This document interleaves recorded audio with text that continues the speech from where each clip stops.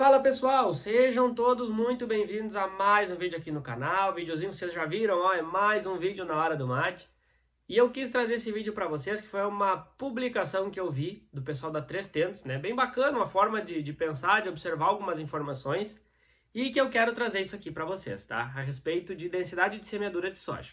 Antes de mais nada, né, pessoal, eu preciso fazer esse alerta que vocês sabem que quando a gente posiciona alguma cultivar a campo, a quantidade de semente que a gente coloca por metro ou a quantidade de plantas finais por hectare ou por metro que a gente busca depende de muitos fatores. E quais são esses fatores? Então a gente depende de a cultivar, qual que é a cultivar, a época que a gente está plantando esse material, é abertura de plantio, é fim de plantio, o solo, eu estou plantando uma área corrigida, ou numa área que não é corrigida, menos fértil, é irrigado ou não é, né? Como é que está a previsão? É para muita chuva? É para pouca chuva?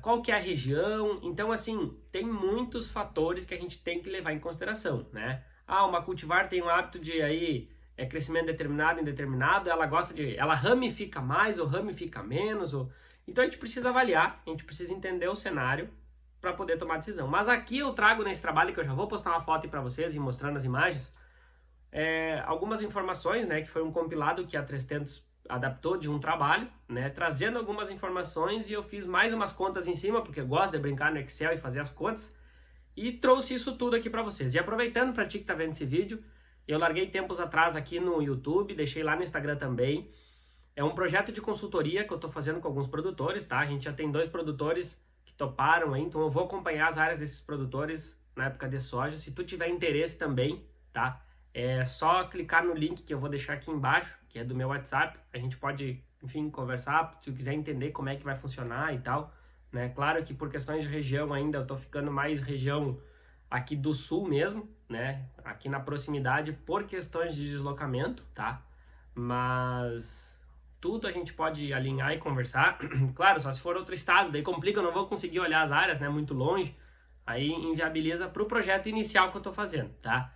Mas, enfim, vamos lá, vamos pro vídeo, tá? Eu tô olhando aqui pro lado, não sei onde é que vai sair, eu vou largar a foto em algum lugar depois na hora da edição, mas vamos lá. Então o trabalho, o que a 3Tentos postou, que eu achei legal, é isso aí, ó, densidade de semeadura no que interfere. E aí, eles pegaram um trabalho, ó, que diz lá embaixo, adaptado de Malwhite, né, um trabalho de 2009, mas a 3Tentos está usando, então possivelmente eles deram uma olhada, é um trabalho, porque assim, não basta ser só novo, o cara fez lá um experimento, é do ano, não, tem que ver se está bem fundamentado, né? Então, eis o trabalho, o pessoal aqui do artigo testou 10, 12, 14, 16 e 18 plantas por metro linear, tá? Nessas condições. Claro que isso varia muito, né, pessoal, de material e tal, mas vamos pensar assim, vamos pensar na soja, é o mesmo material, vamos ver como é que se comportou mudando esses parâmetros, tá?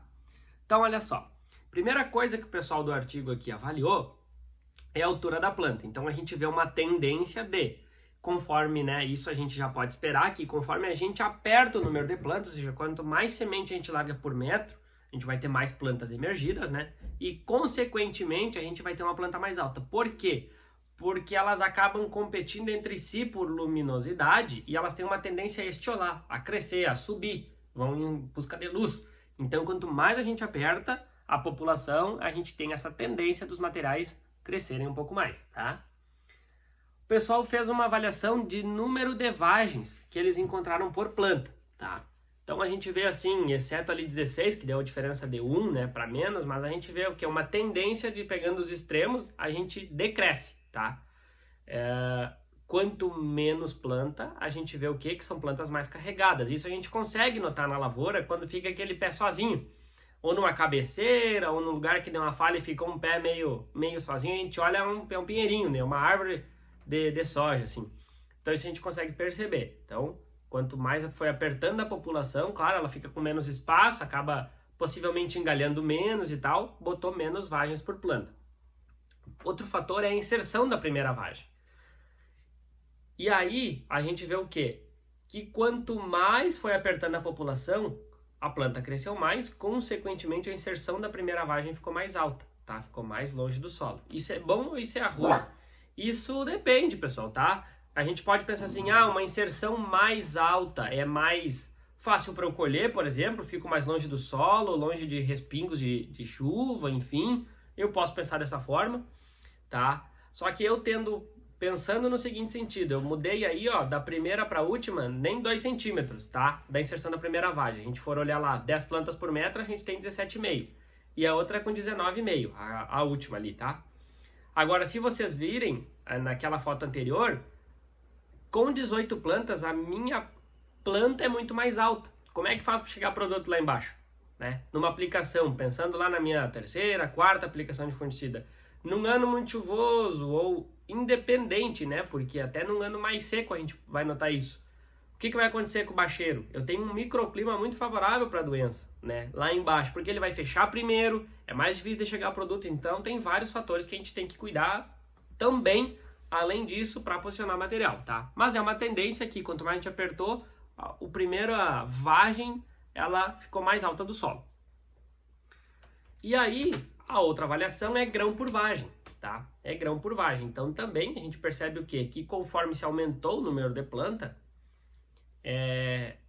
tivemos um decréscimo do número de vagem, ou seja, diminuiu o número de grão por vagem.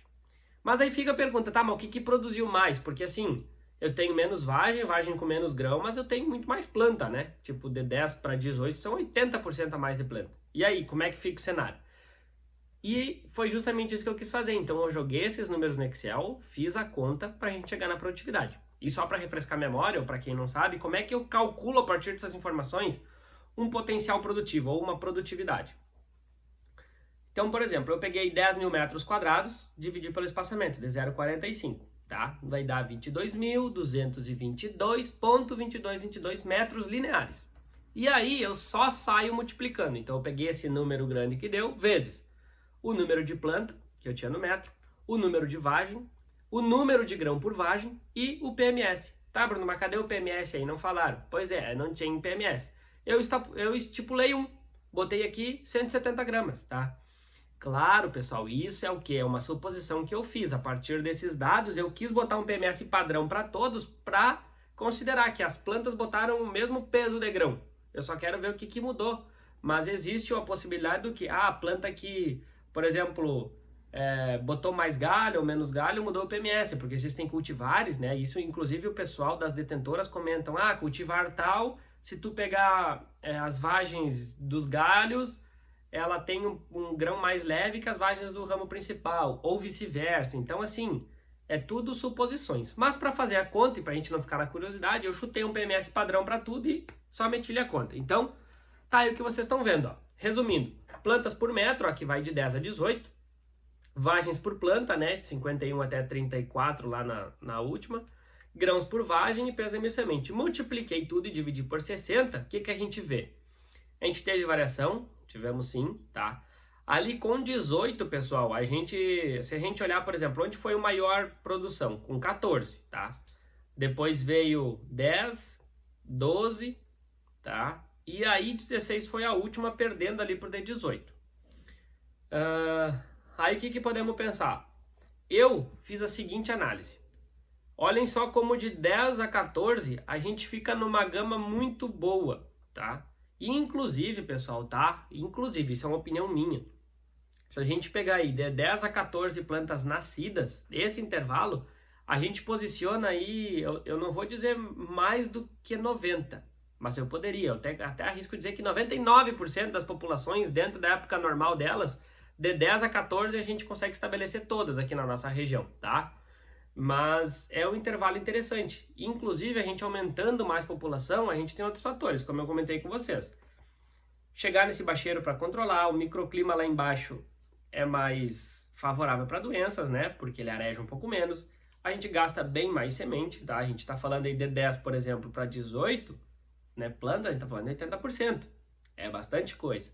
Então, tem vários fatores que entram nessa consideração a hora que a gente quer definir, mas lembrando, a gente precisa olhar qual que é o material, qual que é a época de plantio, qual que é a região, nível de fertilidade, tá? Tem muitos fatores para a gente olhar, decidir e chegar no ajuste fino de população. Mas aqui nesse trabalho, achei muito bacana e a gente já conseguiu ter uma ideia de como se comporta a soja quando a gente aperta mais o número de semente no metro, pensando em inserção de primeira vagem, número de vagem, número de grão por vagem, altura de planta e por aí vai. Tá bem, meu povo?